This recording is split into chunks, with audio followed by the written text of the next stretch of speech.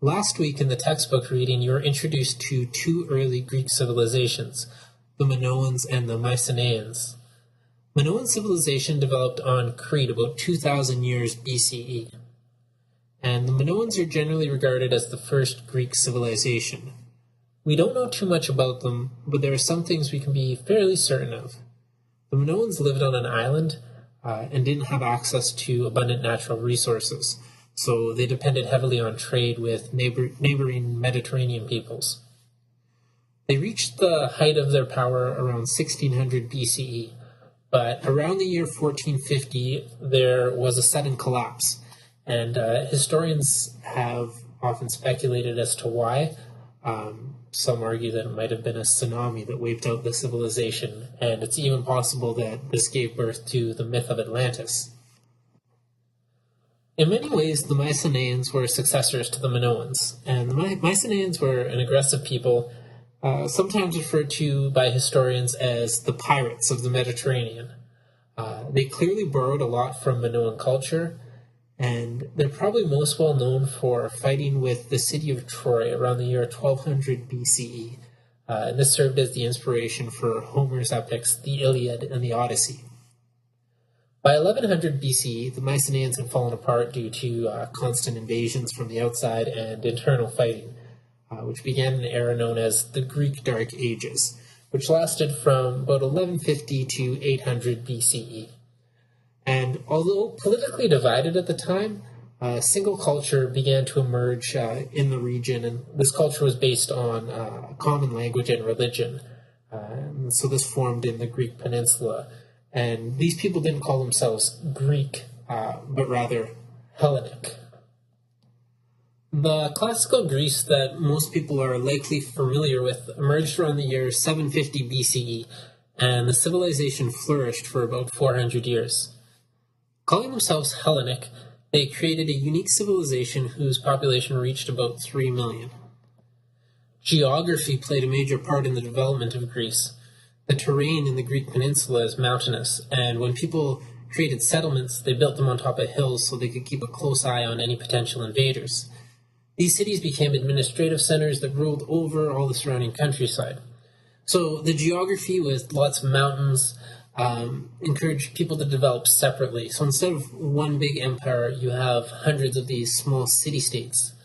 And all these people had a similar culture, they spoke the same language or similar language, and in many cases they were in constant warfare with each other. Every 4 years or so, these people who spoke the same language, worshipped the same gods, would put their differences aside, stop fighting, and compete in the Olympic Games. The Greeks, like the Persians, were expansionists, but in a very different way. The Persians expanded by conquest. The Greeks, who are smaller, politically fragmented, didn't have the armies capable of going out and conquering their neighbors. But at the same time, Greece wasn't particularly well endowed with natural resources. So what did they do? They set out and colonized other places around the Mediterranean, and they brought the Greek culture with them. So they established settlements in places where there were no settlements. The two most famous city-states of classical Greece are undoubtedly Athens and Sparta. The Spartans descended from invaders from the north who are known as Dorians, and they claim to be descended from Hercules. The Spartans depended on a large slave population, who they largely acquired through wars to maintain the wealth of the city-state. So the slaves in Sparta did a lot of the food producing. For Spartans, the most important thing was the military. So Spartan men entered the military at the age of 7 and didn't leave the barracks until they were 30 years old. So you may be familiar with the term a Spartan existence, and this means somebody that lives a simple life without a lot of possessions. The Spartans did not value possessions at all. They valued war above everything else, and they were very good warriors. So an example of this, every 4 years when the Olympics came around and a truce between the warring Greek city-states came into effect, the Spartans were usually hired to do security for traveling athletes. The Athenians were very different from the Spartans. Athens had access to the Aegean Sea, so it could trade with other Mediterranean people to gain wealth. So, to protect their trading power, Athens focused their resources towards developing a really powerful navy. The Spartan city-state was landlocked, so they focused mainly on building an army. They built a very strong army, but they didn't have a navy. So with all the trade goods that flowed into Athens came a steady stream of culture and learning, which Athens came to pride themselves on. And Athens is best known for developing the concept of a democracy. In the year 508 BC, an apparently benevolent dictator created the Athenian Assembly, which was made up of all the citizens of Athens. And the Athenian Assembly voted directly on state decisions and appointed generals to lead the army and the navy, and they even created a jury system to try court cases where citizens would decide the fate of suspected criminals. The golden era of the Greeks lasted roughly 400 years, but to this day it's possibly the most revered civilization of all time. And an analogy that is used often is Greece as a match. There's a sudden spark, and it's really magnificent, but it burns out fairly quickly. But the spark, or the ideas of Greece, lights a much larger fire, which is Rome, and in a broader sense, is what we refer to as Western civilization. So, what are the major contributions of classical Greece? Well, the most amazing contribution of the Greeks must be the concept of citizenship and democracy. The idea of free people running the state was totally foreign to the absolute monarchies of China, Egypt, Persia. But it's also important to understand that the Athenians had a very narrow definition of what a citizen was. So in reality, only about 10% of the population of Athens were actually considered citizens. Women were not citizens, slaves, and they did have slaves, were not citizens. Peasants who didn't own land were not citizens.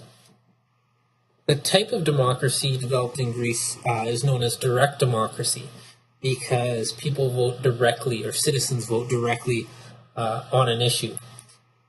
We live in what's called a representative democracy. So instead of us voting directly on issues, we pick somebody who we think probably thinks like we do, and they're going to vote the way we want them to on issues. Classical Greece made great strides in the field of medicine. We start to see professional physicians in classical Greece and the concept of medical ethics. Today, doctors take something called the Hippocratic Oath, which is basically, above all, I will do no harm to my patient. And this was developed by a Greek philosopher named Hippocrates. There were major developments in theater, in Greek tragedies, and Greek comedies that demonstrated what life was like and what was important to people at that time. The development of the heliocentric theory, which is that the sun is at the center of the universe. This is going to disappear for a long time, and it's not going to reappear again until Galileo and the scientific revolution, much, much, much later on. We see an added emphasis on individualism, that there's actually value in each individual person, and this finds expression in the concepts of democracy and of trial by jury. There were many great philosophers in Greece who you'll read about fairly extensively. Socrates, Aristotle, Plato. Okay, so now we have set the stage. We have the greatest empire history has ever seen in the Persians. On one hand, they are an authoritarian regime who went out and conquered their neighbors through military aggression. But at the same time, they tolerated local cultures, and in some cases, such as the Jews from Babylon, they liberate people from oppression. So they make many lasting contributions to humanity. We also have the emergent civilization in classical Greece. The people share the same language and culture, but it is a politically fragmented society with a whole bunch of self-ruling city-states. Now, the initial conflict between Greece and Persia arose because both the Greeks and Persians were expansionists. So basically, Greek people established settlements far away from the Greek peninsula. Some of these settlements were on the Ionian Sea, and they eventually came under the control of the Persian Empire. So these were essentially little outposts of Greek civilization, far away from the Greek peninsula, not much they could do against the Persians. But in 499 BCE, these Greek colonies decide to stand up and revolt against the Persians. And surprisingly, they found support from Athens, who, remember, has the big, powerful navy. So the Persians were infuriated at the military support Athens was giving, and they launched some major assaults against Athens. But against all odds, the Athenians were able to ward off the Persians. So these military losses probably didn't impact the Persians too much outside of embarrassing them, but they had a profound impact on the Greeks. Like, it was a source of extreme pride and seen as a victory for the democratic way of life. And many of the Greeks who fought in the war were people from poorer classes, so now they were in a position to insist on full citizenship and full voting rights. The 50 years following the Greco-Persian Wars is considered to be the high point of Greek culture. During the war with Persia, Athens had managed to ally itself with about 30 other city-states in Greece. So let's put Athens in a dominant position, and they moved to solidify their power. But this led to a lot of resentment amongst the independent city-states, and it sparked a war known as the Peloponnesian War. Leading the way in the Peloponnesian War against Athens were the Spartans. And eventually in the war, Athens was defeated, but everybody was seriously weakened and ripe for the picking. And in Macedonia, a region just on the northern fringes of Greece, a king named Philip II had his eyes set on the Greek peninsula. So there was an invasion from Macedonia. The Greek city-states were unified under the rule of Philip II, and it also set into motion a conflict with the Persian Empire, with Philip's son, Alexander, leading the complete annihilation of the Persian Empire and the creation of a new empire that was, again, larger than anything the world had ever seen before.